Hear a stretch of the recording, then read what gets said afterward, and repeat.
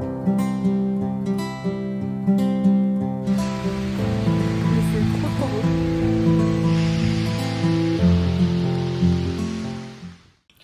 Hola! Bon, je suis contente de vous retrouver pour une nouvelle vidéo.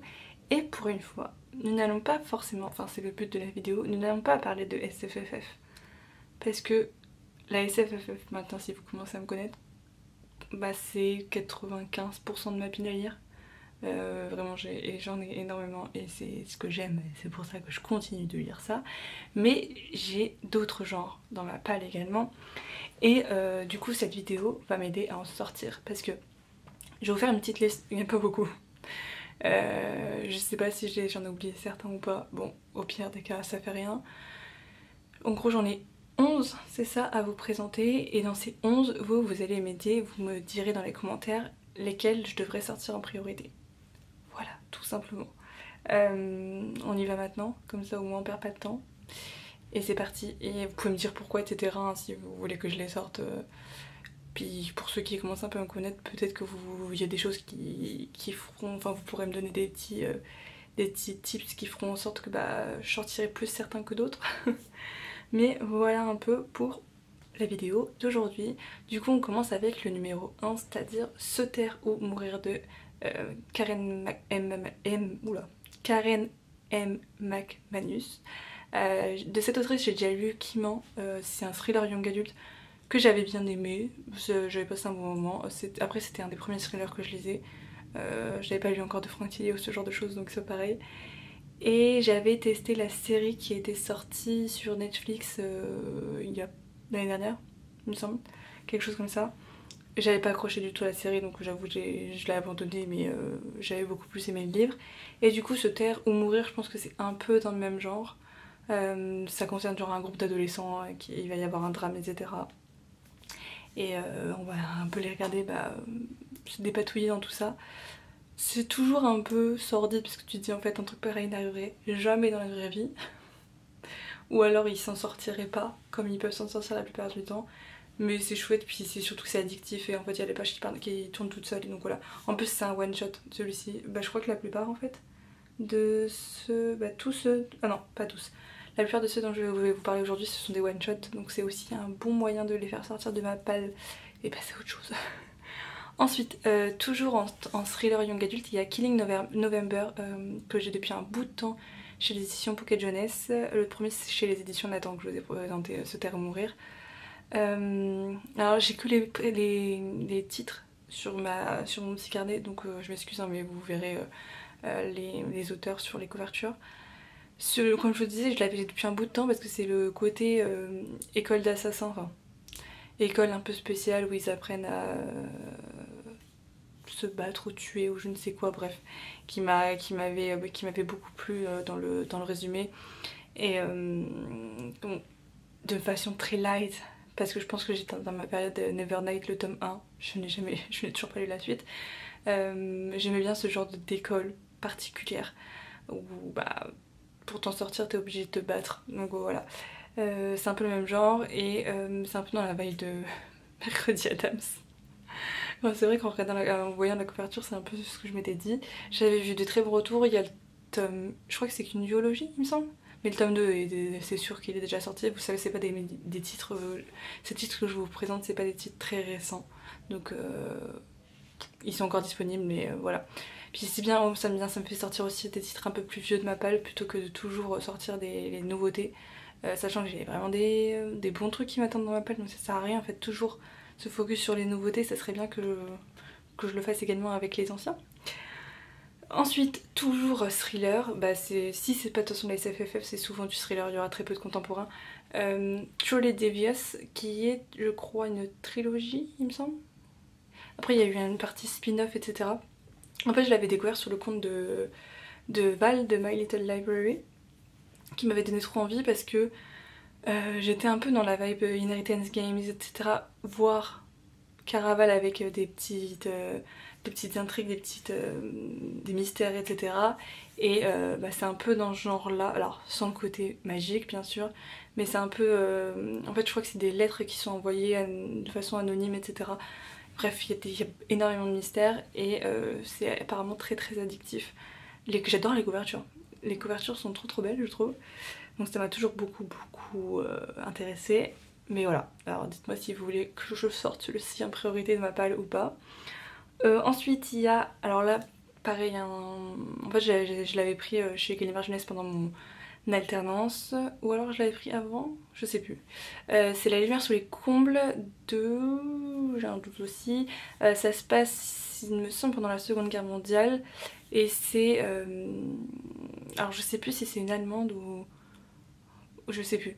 Qui va sauver des juifs et qui va les garder dans son grenier, il me semble.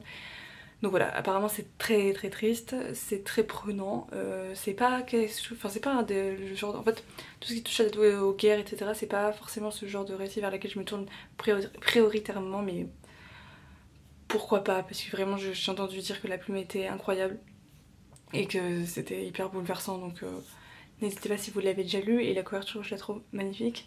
Ensuite il y a le fameux qui est sorti l'année dernière, je sais plus, tout se ressemble un peu.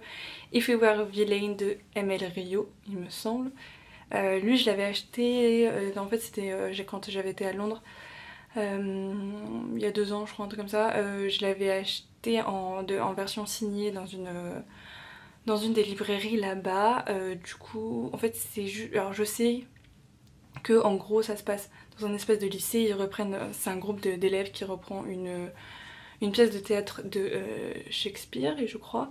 Et en fait, ils vont être tellement à fond dans leur personnage qu'ils vont incarner les personnages de la pièce également dans la vraie vie. Et il va y avoir un drame. Et je crois qu'il y a un élève qui va mourir. Et on retrouve, il me semble, des années plus tard, parce qu'il y a celui qui était en charge de l'enquête qui essaye de savoir exactement ce qui s'est passé, parce que il a jamais su. Et du coup, on va revenir un peu sur toute cette histoire. J'avoue que ça m'a toujours donné extrêmement envie, mais je sais que ça tourne beaucoup autour du théâtre. C'est pas un univers que je connais énormément, et j'ai peur, j'avoue, de passer à côté de l'intrigue. Bon, on verra bien. Depuis qu'il est sorti en français, là j'ai vu de très bons retours, donc je me dis pourquoi pas. Ensuite, il y a Malibu Rising de Taylor Jenkins Reid. Donc Taylor Jenkins Reid, j'ai déjà lu Daisy Jones and the Six et The Seven Husbands of Evelyn Hugo. Celui-ci j'avais essayé de le lire quand on était allé cet été avec Laura à Saint-Raphaël, sauf que j'étais pas du tout dans le mood, je l'avais commencé genre, j'avais lu 10 pages, je sais pas, j'y arrivais pas, mais je sais qu'on va suivre des personnages qu'on a déjà vus dans Evelyn Hugo, enfin un personnage qu'on a déjà vu dans Evelyn Hugo, et on va suivre sa famille qui est très riche, très célèbre, etc. Il va y avoir... je crois qu'il va y avoir un dîner et il va y avoir des secrets qui vont être révélés, donc ça va péter de tout partout. Et je sais que même dans celui-ci, il y a d'autres personnages de ces sagas qui sont introduits. Donc j'avoue qu'il y a, même pour te dire, il y a des ordres de lecture qui seraient mieux d'avoir plutôt que de commencer par, je sais pas, Carisotto is Back, parce que c'est un de ces derniers. Ce serait pas très logique parce que vous allez louper, je pense, des subtilités. Même si ce sont tous des one-shots, donc au pire des cas, si vous avez pas envie, vous avez pas envie. Mais voilà, tout ça pour dire qu'il me donne toujours très envie, parce que c'est une autrice que j'aime beaucoup, c'est une des seules autrices que je lis en contemporain en plus. Du coup, et j'ai toujours... Enfin, Daisy Jones à l'époque, c'était le premier livre que j'avais lu en anglais. C'est pour ça aussi que je l'ai pas... j'ai eu un peu de mal cet été à me concentrer, parce que je les lis tous en anglais. Je trouve que ça se lit très facilement. Bon là, à l'époque, je pense que j'étais pas dans le mood, mais voilà, je veux lire tous ces livres. C'est une de ces autrices qui fait partie de ces auteurs dont je veux lire absolument tous les livres. Et je sais que je les lirai un jour, mais voilà, n'hésitez pas si vous avez envie que je le sorte là très bientôt de ma palle. Ensuite, j'ai également Anatomy A Love Story. Donc il y a le tome 2, je ne sais plus comment il s'appelle, qui est déjà sorti. Ça c'est plutôt un historique qui se passe, il me semble, à Édimbourg. C'est pour ça que j'avais totalement craqué, rien que pour la... Et puis dans les années, je ne sais plus combien. Je sais plus, je vous le mettrai quelque part par ici. Mais c'est un historique qui se passe à Édimbourg, et Édimbourg, je trouve que c'est une ville incroyable pour l'ambiance de toutes les histoires qui s'y passent. Tu peux faire des choses incroyables. Et je crois que ça va parler de médecine à l'époque, et une fille qui va entrer dans tout ce qui est trafic de corps, etc. avec des étudiants en médecine ou je ne sais quoi, et qui veut devenir... je sais plus, enfin qui veut travailler dans le domaine de la médecine, chose qui à l'époque n'était pas accessible aux femmes, voilà. Et après j'en sais pas plus, mais j'ai eu de très très bons retours. Ensuite, le manuscrit inachevé de Franck Tillier, alors ça, je n'en sais rien du tout, mais je ne veux rien en savoir. C'est le premier tome de sa trilogie, il me semble. Voilà, donc j'ai entendu que du bien. Mais encore une fois, je ne saurais pas vous dire de quoi ça parle, mais c'est Franck Tillier. Franck Tillier, comme TJR, comme Sanderson, ça fait partie des livres maintenant dont je veux lire absolument tous les livres. Donc ça, ce sera une des premières sagas que je lis, parce que vous savez, il y a sa grosse saga avec ces enquêteurs, enfin le même enquêteur qu'on voit tout le temps, je sais plus comment il s'appelle. Bref, qu'il faudra que je commence un jour, mais du coup pour l'instant j'ai lu que des one-shots et puis du coup c'est la première saga que je commencerai de Franck Tillier. Ensuite il y aurait l'anneau de Moebius, je vous en ai déjà parlé dans des anciens vlogs parce que il y a pas si longtemps, parce que je l'ai acheté ici à Montréal.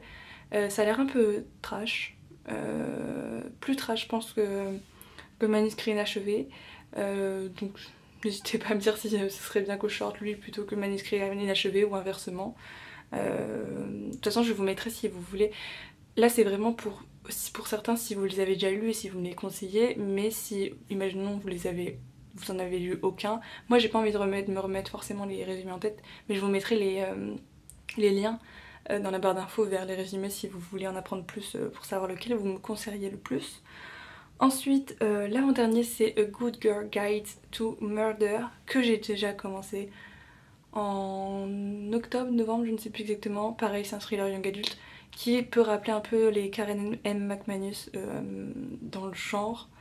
Je sais pas pourquoi je l'ai arrêté en plus, parce que j'aimais bien et puis c'était un bon thriller. Et puis je sais qu'il est hyper bien noté et il y a toute la saga qui est sortie en anglais. Je l'ai lu en anglais du coup celle-ci. Donc voilà. Je sais qu'en français du coup il s'est sorti chez Nathan et qu'ils veulent pas traduire le dernier tome sorti parce que pour eux ça passe pas dans leur ligne éditoriale ce qui s'y passe. Mais du coup si jamais tout est sorti en VO. Et enfin, et pas des moines parce que c'est une sacrée série, et ça par contre c'est une des seules que j'ai dans ce genre là, c'est Les Détectives du Yorkshire. Donc c'est de la cozy, j'allais dire de la cozy fantasy, du cozy murder. Donc c'est un peu, vous savez ce qui se passe dans les petits villages, avec des personnages plutôt âgés, dans quarantaine, cinquantaine, soixantaine même. Et il se passe toujours un meurtre, tu ne sais même pas d'où ça sort parce que tu te dis, en fait s'il se passe autant de choses dans cette ville, va-t'en au bout d'un moment. Et du coup voilà, enfin je sais plus si c'est toujours un peu le même style, mais c'est très fun et apparemment tu passes un très bon moment. C'est une saga qui est une des plus connues dans le cozy murder, mais après je sais qu'il y a tout ce qui est Agatha Raisin, etc. Donc moi c'est celle qui me donnait le plus envie, c'est pour ça à l'époque je l'avais acheté chez Gibert il me semble en occasion. Mais voilà un peu pour ma liste de la pâle autre genre.